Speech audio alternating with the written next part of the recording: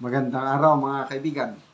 Ito, pag-usapan natin ang mga problemang kinakaharap ni Camille Villar ngayon pagkatapos siyang magpa-endorso kay BP Sara. Ito, sa Balita Post 1 hour ago. The Commission on Elections Committee Counter-Give announced this Tuesday, April 22, that they will impose a show cause order to senatorial candidate Camille Villar because of the alleged vote buying that she was involved in a gathering in Imos, Cavite. Yan o, Camille Villar. Camille Villar hahainan ng show cause order dahil sa umano'y vote buying in Cavite. Okay, bring it on. Mga comments. Shiel Andrade de Leon. Si Congressman Danis Fernandez nagbibigay ng pera dito sa San Pedro, Laguna. Huliin nyo din siya. Okay. Jordan Jones. Dahil inindorsyo siya ni BP, kaya siya gawan ng issue. Wala namang ganito nung di pa siya ini-endorso ni BP. Di ba? Klaro kayo? Just I, sabi niya, nabadtrip ang Team Alcancia, kumampi sa iba.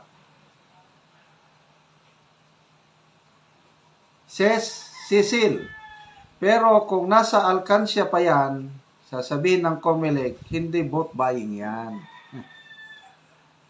Karen Lau, this is actually the norm now. If you are in any way associated with the Dutertes, gigipitin ka. If I am a Villar with all my money, maghihiganti ako. Correct. Hindi nila basta-basta tatakutin ng mga Villar. Matagal na yan. Nakaugat na yan sa politika. Mark Villa, huwag ka na kasi umalis sa alyansa. Yan, kinakana-kana. Monde Ginon, sinimulan na ang panggigipit. Dito pa lang alam na natin na hindi neutral itong Comelec. Yan Sans Rolls, bakit walang aksyon kay Estela, Kimbo at Luistro? Yung si Duke, bakit walang aksyon? F. Alian Traste, panggigipit naman yan dahil Duterte alay. Jared Garcia, alam namin reason kasi nakay Sara na siya.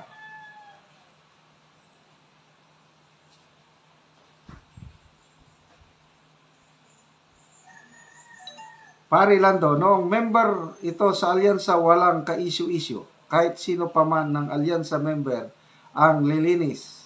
Tahimik yung Soto, Lacson, Binay. Haha, payapang.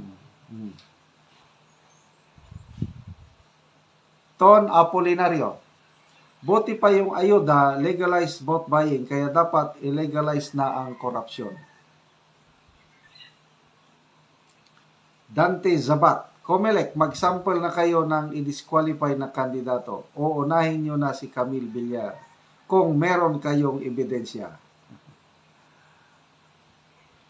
Fritz Vidal, ganti ng alyansa na nang iwan sa kanila, magkakaroon ng isyu ng buhay at pamilya. Nice Ordaneta, bilis makahain. How about those candidates na harap-harapang namimigay ng pera sa mga rally nila? Ha, wag masyadong halata, Comelec. Marco Paulo, kalaban na kasi ng alyansa, ganon. Bayon, Comelec. So, ito, mayroon ding post si Crisette Laurita Chu tungkol dyan sa parang panggigipit na sa mga Villar. Ito, Kipi Chu, 34 minutes ago. Guys, what's happening? Sabi niya. Malacanang's Claire Castro yesterday blamed Cynthia Villar for rice tarification law. 3 years after they promise they will make rice 20 pesos per kilo. Oh, yan na naman. Tinitira na si Senator Cynthia Villar.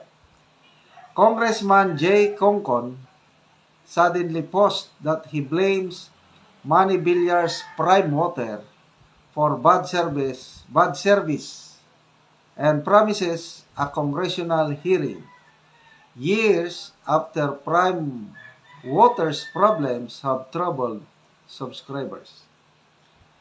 COMELEC today announces it is issuing a show cause order to Camille Villar for alleged vote buying.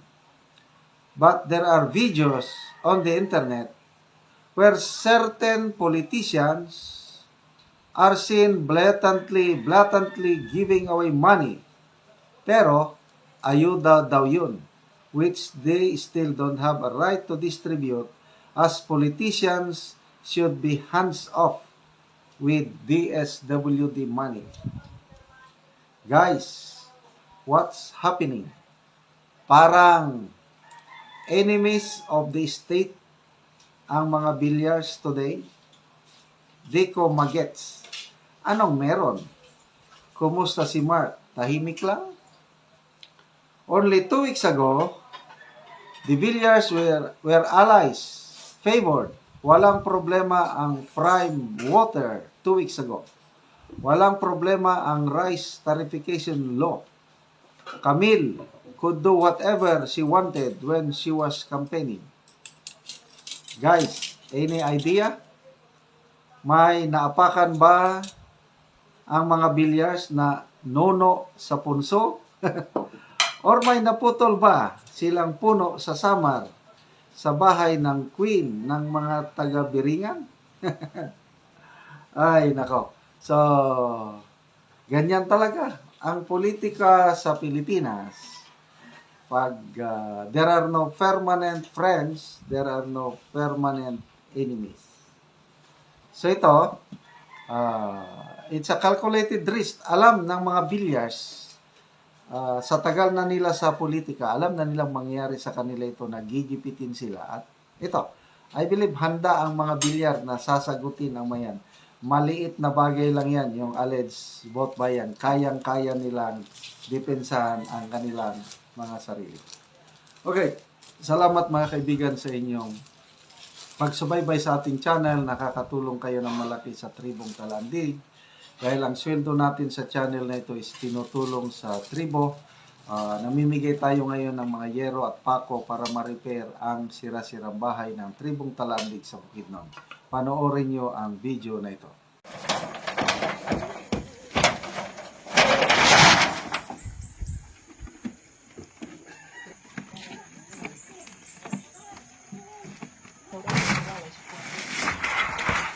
Kahit pabuti ko kayo.